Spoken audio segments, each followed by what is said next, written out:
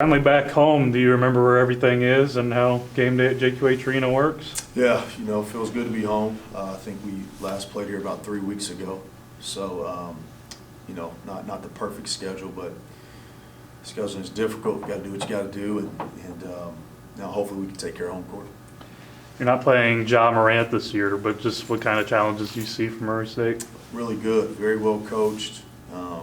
Tremendous history. I think they finished first in their league or on their side, whatever it is, 9 out of 10 years. Another good team this year, physical team, athletic team, really guard you, fast. Just another typical Murray State team. What'd you see when looking at them playing Drake the other day? Just two teams battling early in the season. Pretty good defensive game by both teams. I think Murray missed some shots. I think they were 4 of 20 from 3, so they didn't shoot the ball well. But just two evenly matched teams going at it. Over the past couple of games, you've played some big names like LSU and Xavier and Miami. Murray State has NCAA pedigree, but they're not a huge name. Do you have to tell your team anything different to make sure they're ready for this game? No. They just had Ja Morant. He's probably the best point guard in the NBA already. I think our guys understand who Murray State is, and we went there last year and saw what type of program they are and what type of atmosphere. And we respect all our opponents. I think this is our third straight game against a team that won an NCAA tournament game. If you win an NCAA tournament game, you're a good program. Yeah. You're kind of recruiting against them a little bit too right now, just kind of at that level. How much have you seen that kind of help for them? What's that now? You're kind of recruiting in the same names have popped up. Just how much have you seen that work for them, and what can like that kind of run do for here? The fact that they won a game. Yeah, just the success they had. Yeah, I don't know what all players are that we're both recruiting, but I would imagine that they sell that winning pedigree. Playing the NCAA tournament, it's got to be a huge recruiting advantage for anyone, especially when you consider historically they're in a one-bid league. That could really set them apart in their league for sure. We're inching a little bit closer to Valley play here. What are some things that you're really hoping to see over the next few weeks so that when we get to that point, you guys are ready to take everybody's best shot as the team that was kind of picked to finish first? Well, I think the things most coaches want to see: improvement. Try not to make the same mistakes over and over. Try to be as healthy as you can. Obviously, you want a couple guys to shoot the ball a little better. But just tighten up what you're doing. For us, defensive rebounding is big. Our turnover percentage is big. And then just being healthy, I think that's kind of where we're inching towards. How was the health? Gage was a late scratch the other day. Yeah, he's probably out today, day to day. You see him play tomorrow night? I would imagine he plays tomorrow. Oh. And Jared? Yeah, Ritter, he's not going to play. He's not going to play. Is he not going to play tomorrow, or is that season? I think we'll make a decision on that over the next couple weeks. But he's got a pretty serious shoulder injury that I've explained numerous times. And, we're just trying to make the best decision for him and his future. But I don't anticipate him playing. We're kind of at the quarter mark of the season. Is there something you've learned about your team so far that maybe you didn't know going into it? Yeah, I think I've definitely learned some things. I think we're a far better rebounding team than I ever thought we were going to be. I've learned that this team isn't quite as active defensively as some of our teams have been in the past in creating extra possessions, but we do it on the glass. And so we've got to try to figure out a way to get our defense a little bit more active. I've just learned that, playing a double post offense is probably the best thing for this group. They're pretty good at it. How do you feel about the way, I guess, the team is coming together in terms of a chemistry standpoint with so many new faces now that we are 8 games in? Yeah, I mean, I think they're making strides every game. I know we definitely, when you evaluate, we definitely look better than what we did in the start of practice and the start of the year. I think they're doing a pretty good job, to be honest. There's still room to grow. There's still a emphasis on trying to get that on a consistent basis, which I'm pretty confident we will. Yeah, so I think our guys have gotten a lot better over the first quarter of the season. Turnovers are still a problem. Is that just a matter of you yelling at them in practice and then film, or just how is that kind of fixed? How do you coach that? I just think they got to be tougher with the ball. I mean, I'll probably up the ante. I'll probably take guys out when they turn it over now and try to run them when we get back in town. But in practice, they already run as soon as they turn it over. But obviously, that isn't working. But we're just careless and casual with the ball. And you know, back where I grew up, they could paddle you for it. And if I could paddle them, then I think we'd get it fixed. But you know, it's just a different world. You can't paddle.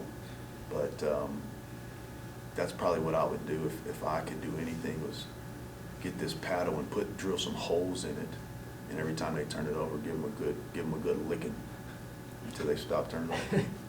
Is some of that due to the competition since it has been pretty stiff? You know, I think some of that is true. I mean, you got to think about who we're playing. I mean, this is our 3rd straight game against a team that won a tournament game.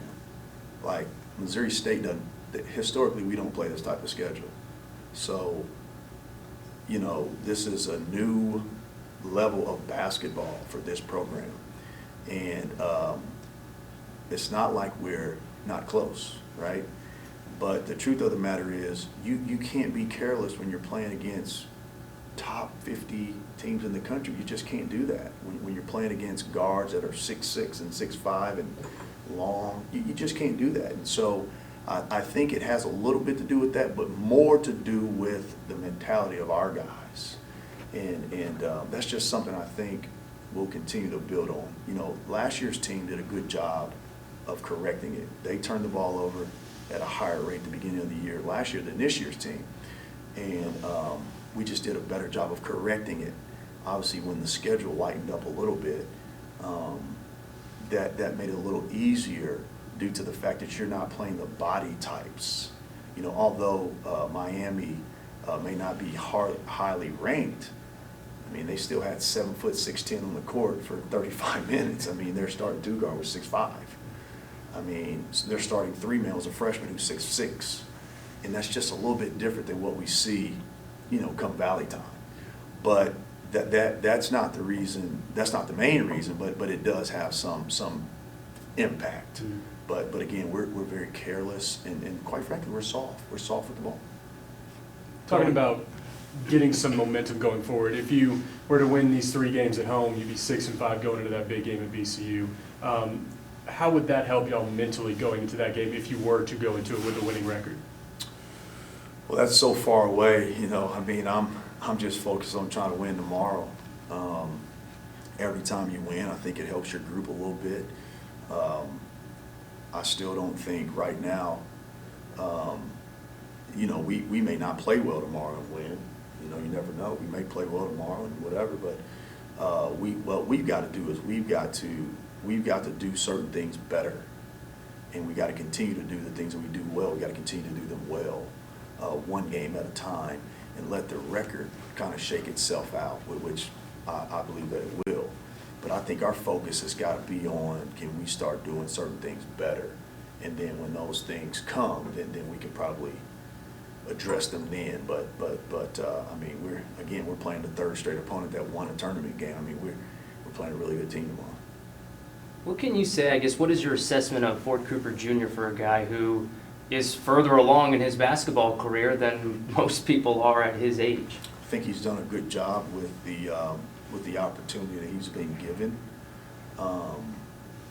I think, you know, his value to our team is very important. And I can sense that he will continue to, you know, get better. His body's gotten better since he's been here. You know, he's still a freshman. He's the loudest guy on the bus. You know, I hear him giggling all the time. But he is such a great kid that all he's ever going to do in his whole life is continue to improve. And you know, we're really pleased with how he's done thus far, and he's been a pleasant surprise, to be honest. And hopefully he continues to do that. Isaiah Mosley's a player you've kind of talked up a lot over the offseason. We haven't seen too much of him so far this season. Why is that? I mean, he's playing in the same positions that, you know, Tulio Da Silva and Keandre Cook play, and Lamont West plays some of that. I mean, that's three seniors. When you're a freshman and there's three seniors in that, you know, combination of forwards there, it's just difficult. But he's very talented as well. I mean, he's really, really good, and I think he'll get his shot as well. I haven't changed any thoughts or ideas about him as a player. He's gifted. He's probably better than every player in our program when they were a freshman. But you know, he's just a freshman. So, and you know, he's just playing behind guys that, I mean, you got to think this is Tulio's fourth year of college, Cook's fourth year of college, Lamont West's fifth year of college. And then if you throw Josh Hall in there, it's his fourth year of college. I mean, it's just a lot to overcome. So we'll continue to try. We threw him in against LSU. It was still a game when he was in. In fact, it was a 2-point game. And he held his own, and that was a good learning experience for him. So for him, it's a marathon, not a sprint. Lamont West, we saw you kind of giving him a earful going into halftime, and only came out and played 6 minutes in the second half. How was that? So why was that? Yeah. The minutes in the second half? Yeah. Oh, I just didn't think he was playing very well. I think I'll go back and look. He turned the ball over, not ready to shoot. Yeah, I think that's the only reason. I mean, if he was playing well, I'd play him. Yeah.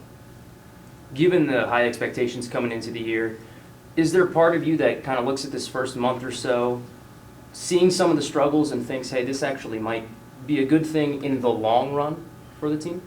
Yeah, I mean, again, I mean, when you say struggles, I mean, I guess it's how you look at anything. But if you told me that, you know, our group would play Xavier to less than a minute, we would play Buffalo to less than 10 seconds. I don't know who else we've lost too close in there. Miami, we play them less than a minute. I would have to say to you that that would not be considered a struggle. Now, we haven't done a good job winning close games, but I don't know if we're struggling. We're just not winning close games. But I do think that the level of opponent that we're playing can only help us, right? You know, one game to the next doesn't have a lot to do with each other, but I think, you know, the lessons you can learn is what kind of maybe helps you in the long run. It definitely helps our practices. It definitely helps our mindset. It definitely helps our resiliency to continue to fight back and bounce back. And but you know, you want to protect your home court.